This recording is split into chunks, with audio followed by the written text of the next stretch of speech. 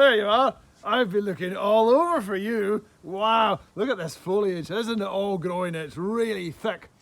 Since we stopped using cars with an internal combustion engine and we've changed to cars with lipo batteries, this has all grown fantastically. But on the channel, I have got a real corker today. I've got a car with what my ancestors used to drive, an internal combustion engine. And we're going to compare it with the lipo and just see how it goes. How do you like the internal combustion engine, or do you prefer the lipo battery? Oh, I prefer the lipo battery because the air's so much cleaner to breathe than the internal combustion engine. Let's go and see the car now. Oh, hello, there we are. Well, I was just having a wee sleep there, but boy, I could hardly sleep looking at this juicy piece of kit that came in the post the other day. The Optimis GP, this is what he's called.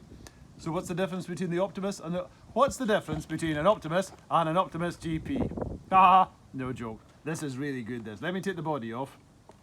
Can you give me a hand, please? Yeah, okay.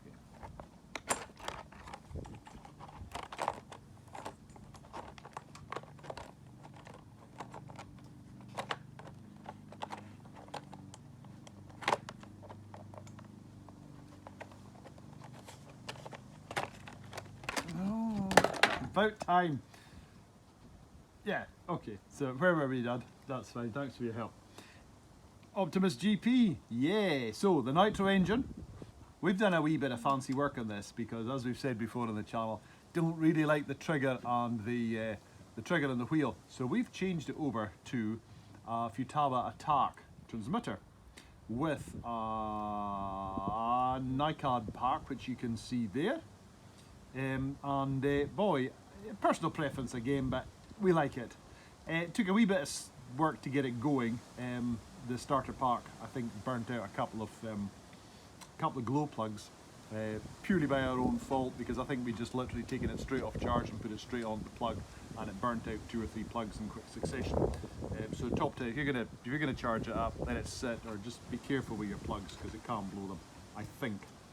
It could well be that we charged them for too long, but I don't know. Maybe someone could leave a comment as to why this might happen.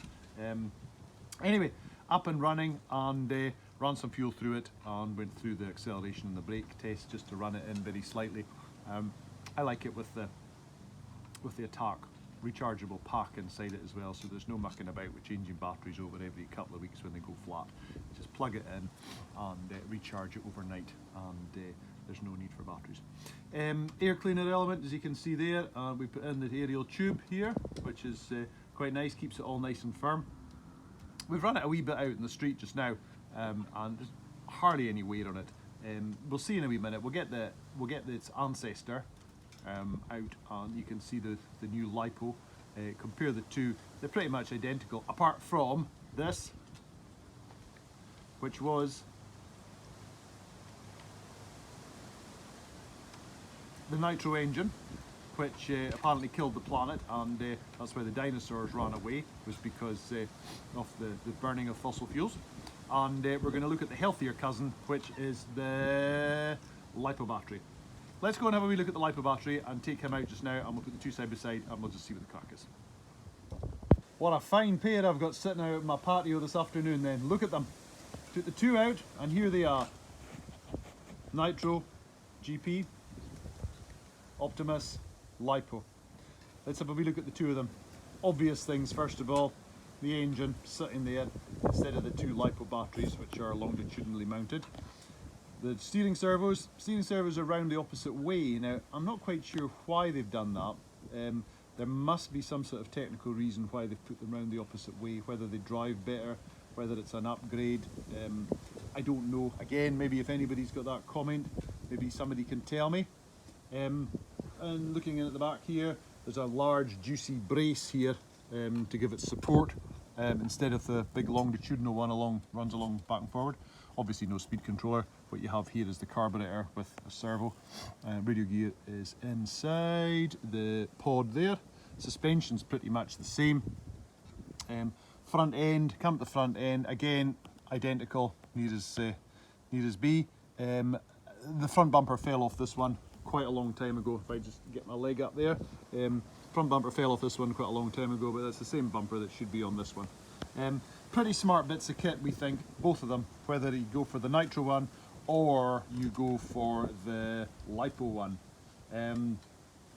Any other details, we can have a wee look later. Fuel type, there it is there. I hasten to add, other types of fuel are available. That was pretty much the first one that we could find. Had a wee look on line this afternoon. This is available for about 375 of your hard-earned pounds today. I'm sure there is maybe the odd deal here and there that's going. We didn't buy it as a complete kit, we bought it separate. And as I say, it didn't come with the transmitter receiver. Put in the Futaba attack kit into it and built up the kit ourselves. As you can see, there's the attack there. That was the other thing we had to buy, was the wee glow module, which goes onto the top and ignites the glow plug. The other couple of things we bought a glow plug spanner, a couple of screwdriver kits which I really didn't need, and also a refueling bottle, which is quite a handy wee beastie, to be honest. It keeps the fuel nice and tight. You can see the cap there. We'll just give the cap a wee pull, a nice seal on it. It all works really nicely. I like the feel of it. I like the colour, I like the anodization of the metal. It's just good. You can give it a good push and it returns nice. I actually got upgraded shockers to put on this one. I don't know.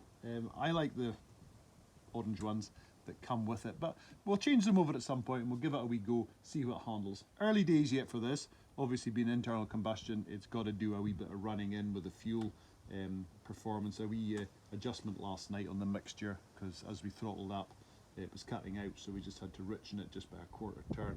So hopefully when we get it running tonight, that fault should be gone. We can also charge up the lipo one and just check them speed for speed with the strap-on phone and see how they go. And the other thing we'll do is we'll weigh them, compare the two, full tank and filled with batteries, and see what the weight difference is between the two. Initial sort of thoughts are that the lipo one is pretty much plug and play. Charge it up, plug it in, go. This one is good fun. I've had a wee bit of experience over the years with RC engines, especially in radio controlled aircraft. It takes a wee bit of mechanical know-how to get it going, to prime it and just to get the feel for the engine. You can be pulling and pulling and pulling and pulling at that cord as long as you want and that thing won't go. But you need to have just a wee bit of thought process, maybe pull the plug out of it, dry out the cylinder, and then it'll start. But if you flood it, you could be there for a long time trying to get that beast going. So it's horses for courses, or emus for cages. Dare I say that in a cage? Emus for cages, whatever way you want to look at it. If you want the plug and play, go for the electric. If you're into the engines and the combustion and the fuel, etc, go for the GP. Anyway, let's go and have a wee shot of them now and see how they perform, and we'll come back to the bench. We will weigh them later on, look at a wee bit of runtime. That's the other thing, the runtime seems to be quite remarkable. Looking at from sort of previous experience with the Optimis, maybe 10-12 minutes, depending on, again, if you drove it as if you stole it or not. This beast, we ran it for quite a long time and it was pretty good in fuel. Hadn't even got a third of the way down in the tank, and I thought, wow, I reckon it would have drained the tank by that point, but it hadn't. So let's see how it goes and we'll be back very shortly. Bye! So the only problem we've been having with this is getting it starting. For some reason, you take the plug out the top, prime it with a syringe with a few drops of fuel, and it'll run on the primings and then it'll stop. What we've found is that the fuel isn't always feeding when the engine's cold through the fuel line. You have to draw the fuel through with a syringe. Once the fuel's drawn through with a syringe, it runs. After 2 or 3 primings through the plug hole, it'll run perfectly.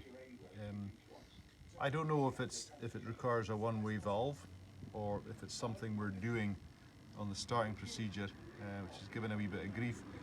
If anybody's got any ideas or suggestions as to why this is happening, you could maybe drop us your comments below. that appears to be the only issue that we have with this thing. It's very, very good, very, very responsive. As I say, our conversion that we've done on it, I like it. But as I say, any of your comments would be greatly appreciated. Or is it just finer adjustment?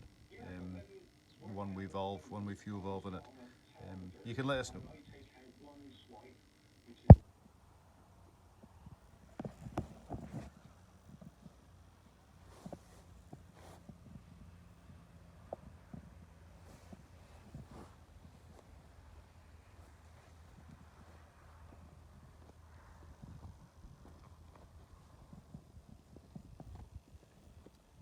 Optimis GP with Futaba Attack radio controlled system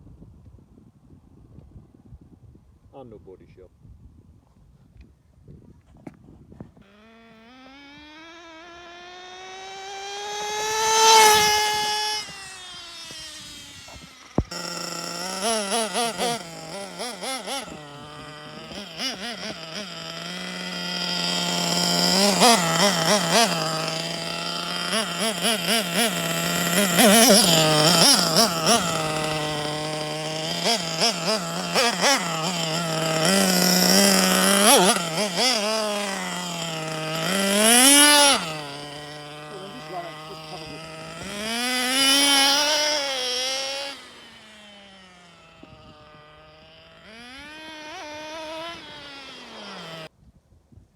Ah, we're back again. There we are. Right, so back in the garden. This is it. It's awesome. You've seen with the videos on the track, the road test we did. We haven't done a speed test yet. We'll do the speed test in the next video. I'm not really into destructive testing and banging it off curbs and rolling it and giving it a really hard time, because to be honest, the only one that suffers is us on the channel, because then we've got to buy the bits to repair the thing. I like to enjoy it. I like to look after it. Compared to the LiPo one, that's going to show itself in the next video. Once we stick on the iPhone, tape it on, and just see exactly how fast this thing actually does perform. It's going to be interesting. As I say, we're not going to go for destructive testing. We're going to keep it nice, keep it all nice and civilized and proper. So that's about it at the moment. The Futaba Attack. It's a personal thing. I like it. It's got the rechargeable cell in it now, so we just plug it in, charge it up, and there as well. And there's no more putting batteries back and forward, and going through numerous packs of batteries. The other thing we're going to do next time is replace the front suspension, put different shocks on it, and just see how that works out as well. And also we will weigh the two vehicles side by side with the full tank of fuel and the battery packs, and just see how they are for fuel. Listen, thank you for watching. Please remember to like, subscribe, follow us, and wait for the next video. Thank you very much for watching. See you again. Bye.